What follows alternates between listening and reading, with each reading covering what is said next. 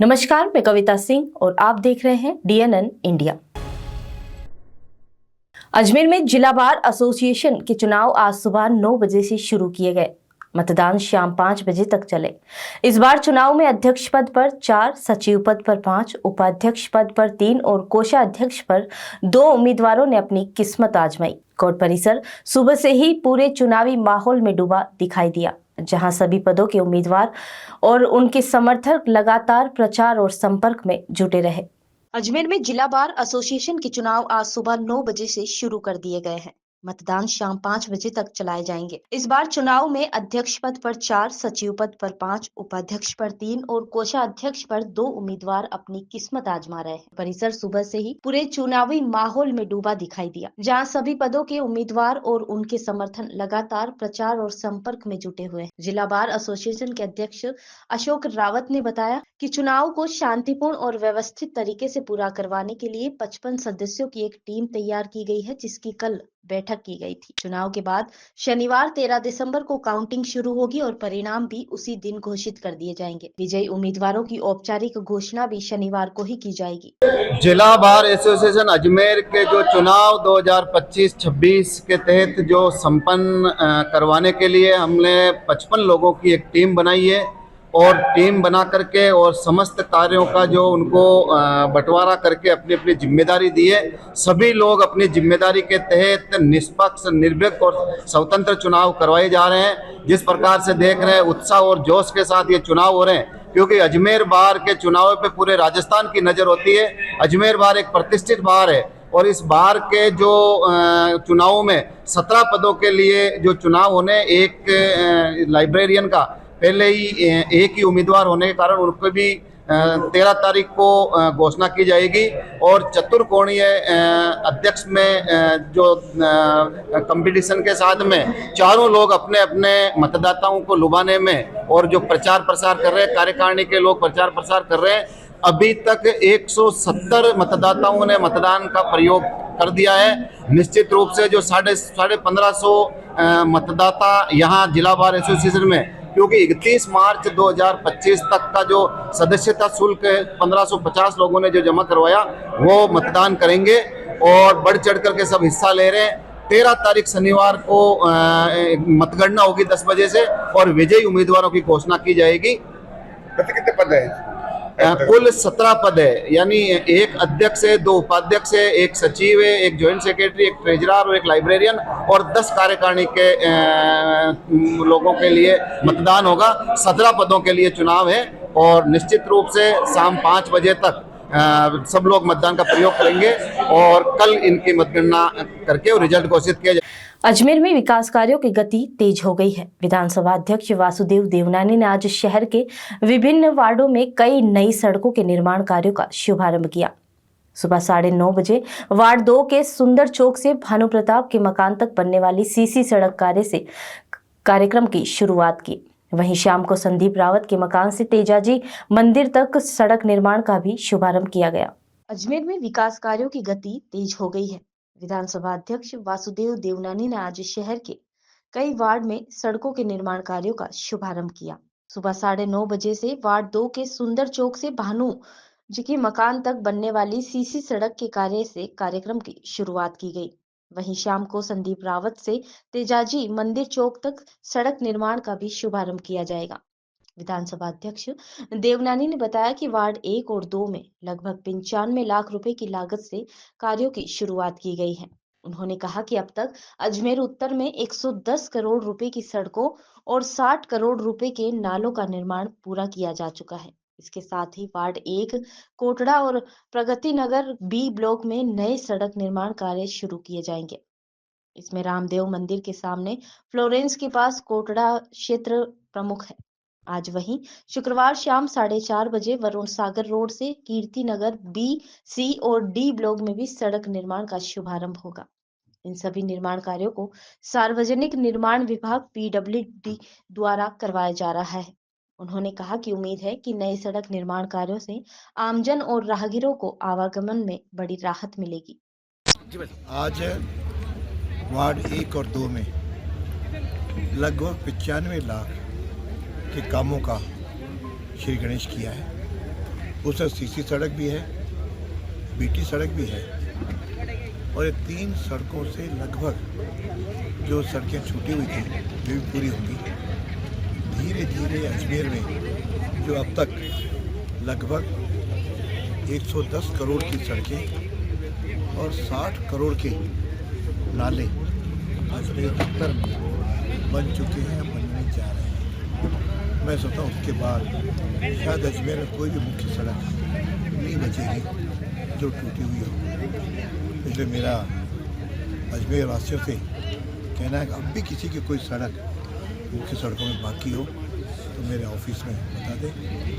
यह अजमेर उत्तर श्रेष्ठ अजमेर का भाग बने और हम सब मिलकर के सुंदर और श्रेष्ठ अजमेर बनाएं। इसके लिए अन्य भी विकास के काम इस क्षेत्र में लगभग 1,500 करोड़ से लेकर के 2,000 करोड़ तक के स्वीकृत हैं। इस क्षेत्र में सैटेलाइट हॉस्पिटल भी बनना शुरू हो गया है जो 50 बेड का होगा, और साथ में पानी का रिजर्वायर भी यहाँ पर लगभग आवंटित हो गया है। टेंडर खुलते ही उसका काम शुरू हो जाएगा। बिजली का काम भी बहुत जल्दी एक नया GSS जो लगभग 150 करोड़ का होगा, उसमें अगले 25 वर्षों तक अजमेर की बिजली की आवश्यकताओं को पूर्ति करेगा।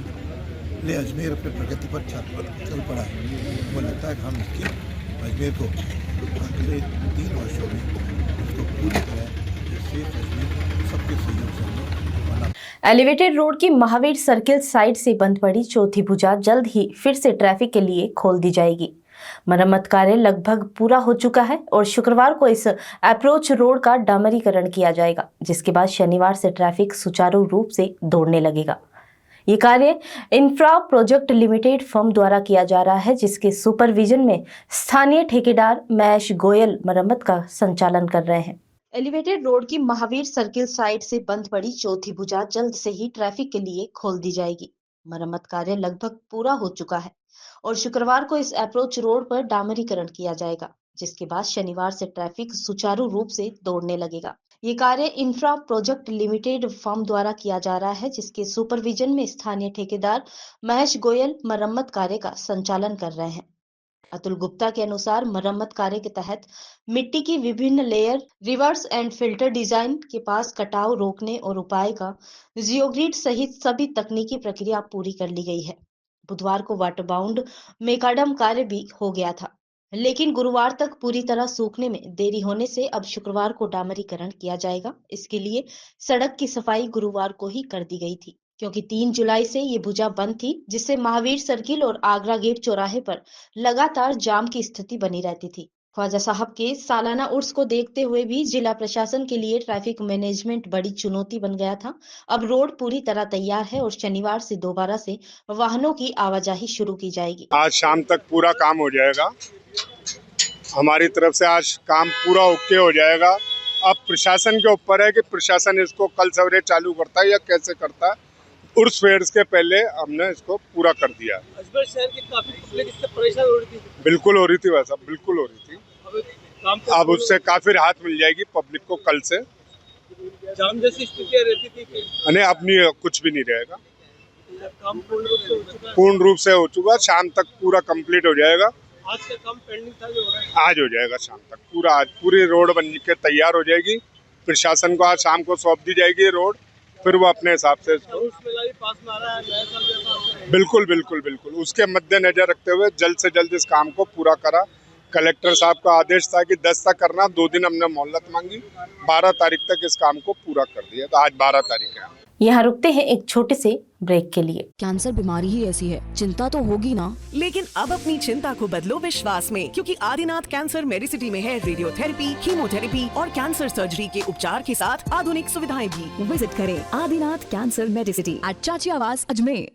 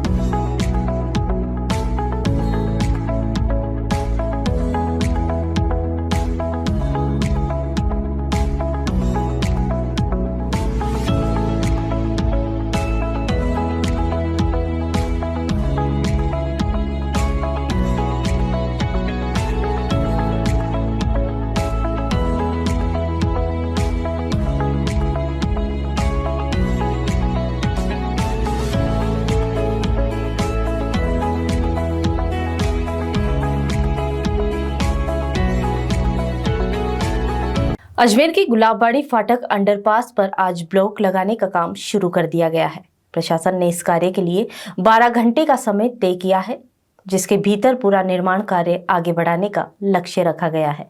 सुबह से ही टीमों ने मौके पर पहुंचकर मशीनरी लगाई और तेजी से कार्य शुरू कर दिया। अंडरपास निर्माण के चलते इस मार्ग पर यातायात को अस्थायी रूप से डाइवर्ट किया गया है, ताकि काम बिना रुकावट के पूरा किया जा सके।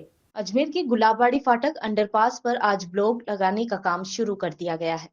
प्रशासन ने इस कार्य के लिए 12 घंटे का समय तय किया था, जिसके भीतर पूरा निर्माण कार्य आगे बढ़ाने का लक्ष्य रखा गया।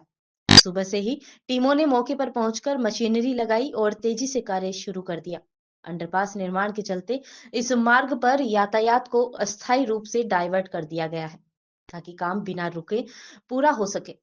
सीनियर सिटीजन सोसाइटी के सह सचिव देवेंद्र गुप्ता ने बताया कि नाका मदार से शुरू हुए अंडरपास निर्माण कार्य में अधिकारियों, क्षेत्रवासियों और मीडिया का पूरा सहयोग मिल रहा है।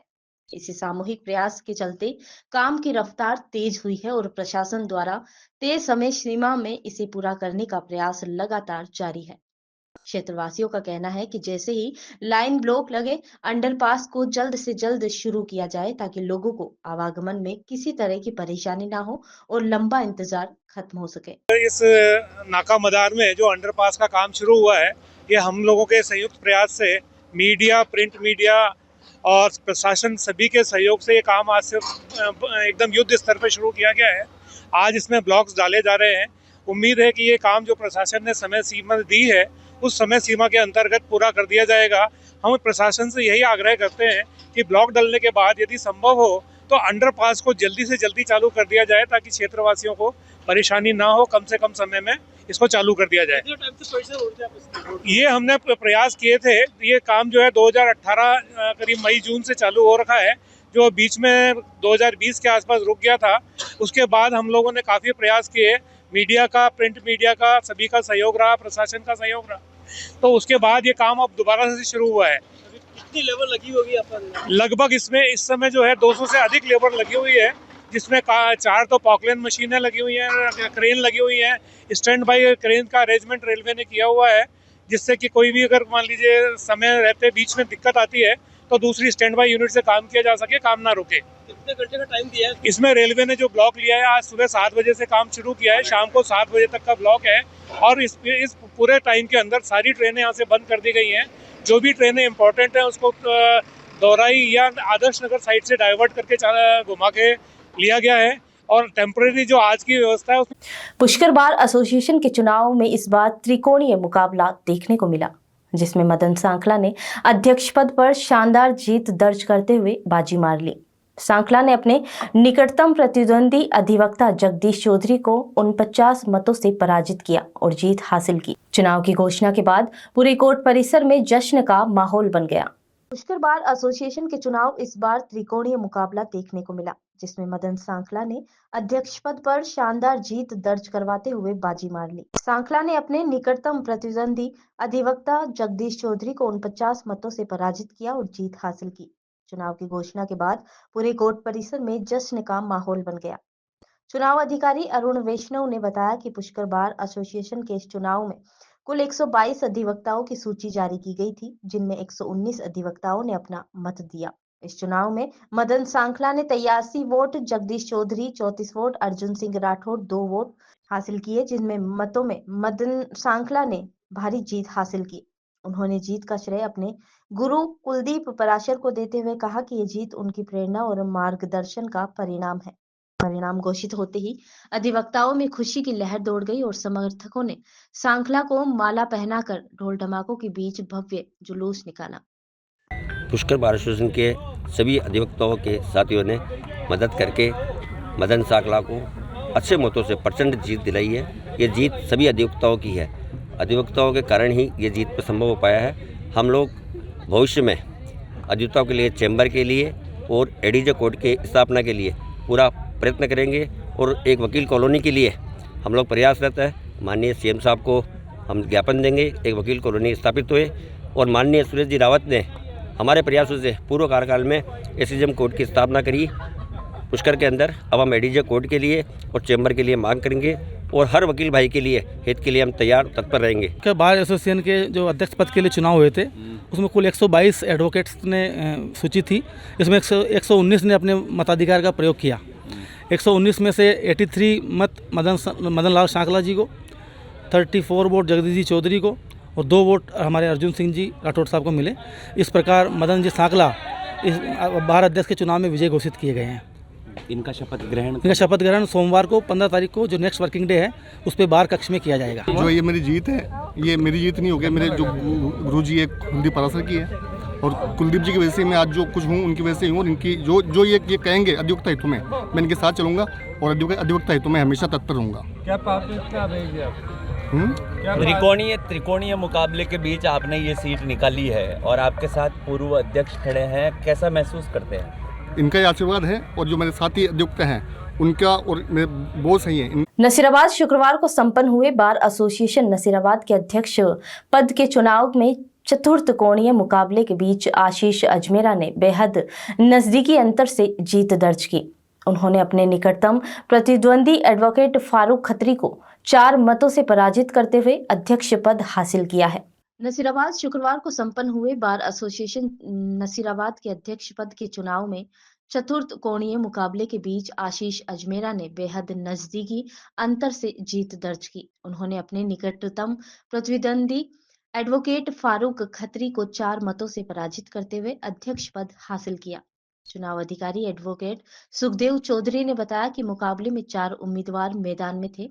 फारूक खत्री को 31 मत जबकि महेश मेहरा और राजेश सुखरिया को 16-16 मत प्राप्त हुए। वहीं आशीष अजमेरा 35 मतों के साथ शीर्ष पर रहे और विजय बने।